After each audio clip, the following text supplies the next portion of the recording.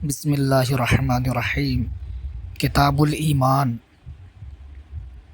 کتاب الایمان کو سب سے پہلے رکھا کیونکہ تمام احکام شرعیہ کے قبول ہونے کا دار و مدار ایمان پر ہے، اور ایمان تمام اعمال کی شرط ہے، اور شرط مشروط پر مقدم ہوتی ہے۔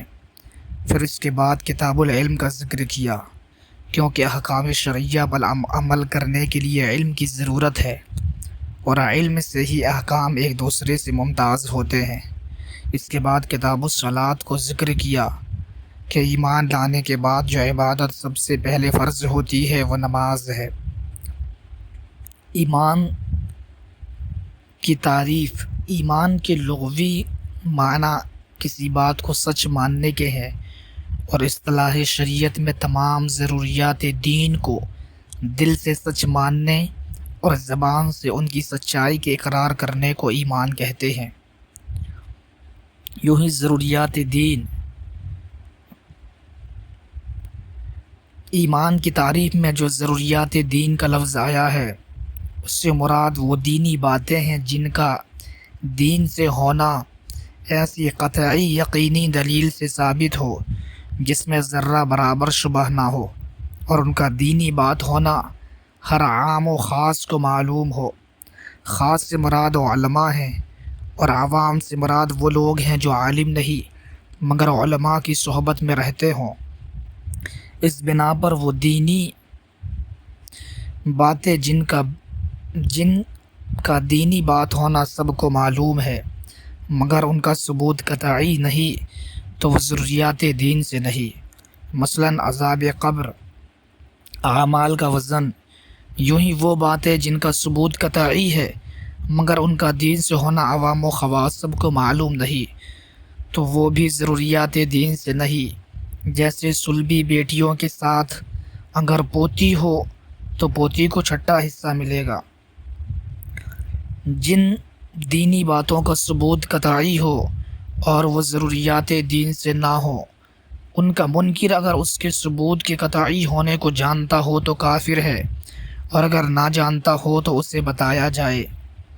بتانے پر اگر حق مانے تو مسلمان، اور بتانے کے بعد بھی اگر انکار کرے تو کافر۔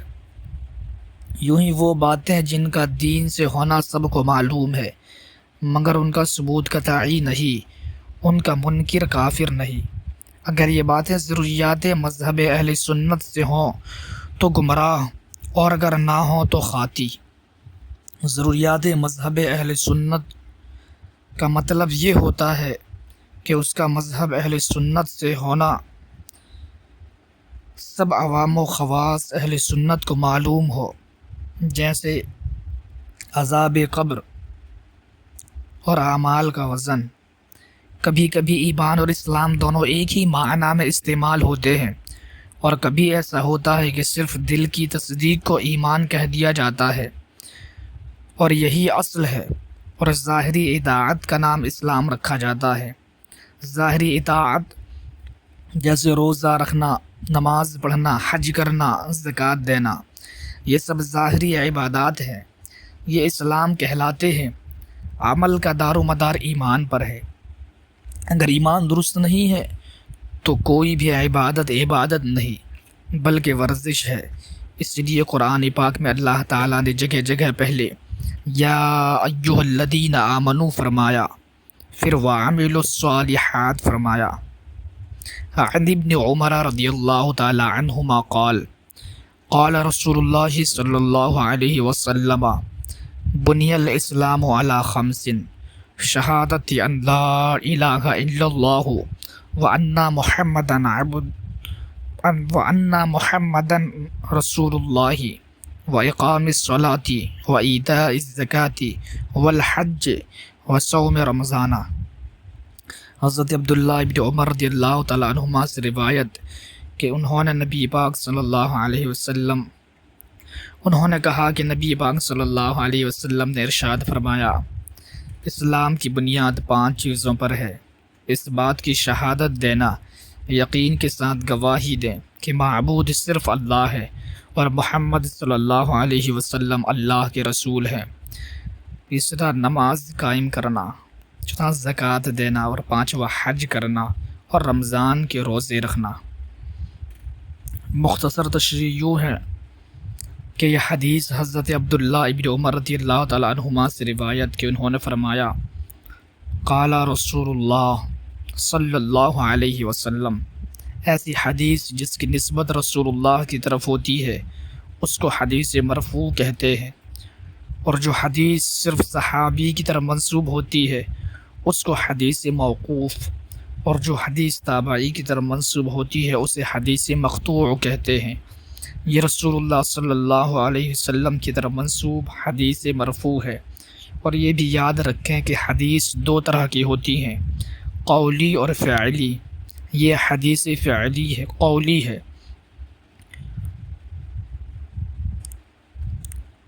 اسلام میں کئی چیزیں ہیں مگر اس کی بنیاد 5 چیزوں پر ہے۔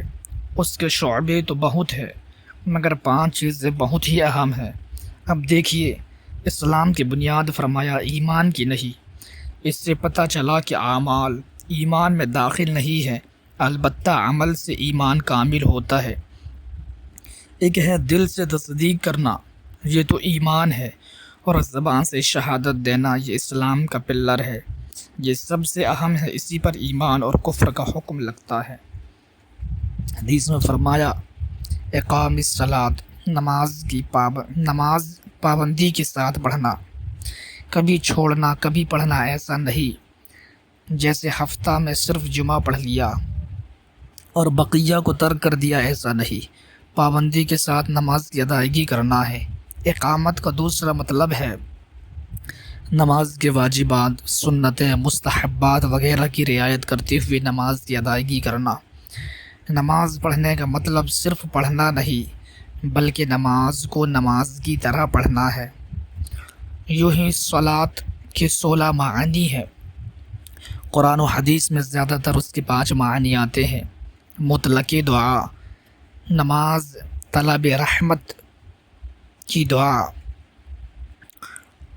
انزال رحمت اور استغفار۔ اس کی تفصیل یہ ہے کہ جب اس کا فاعل بندہ ہو اور متعلق انبیاء نہ ہو تو مطلق دعا یا نماز مراد ہوگی، اور اگر اس سے متعلق انبیاء ہوں تو طلب رحمت، درود، اور اگر اس کا فاعل اللہ ہو تو مراد انزال رحمت، اور جب فرشتے ہوں تو استغفار۔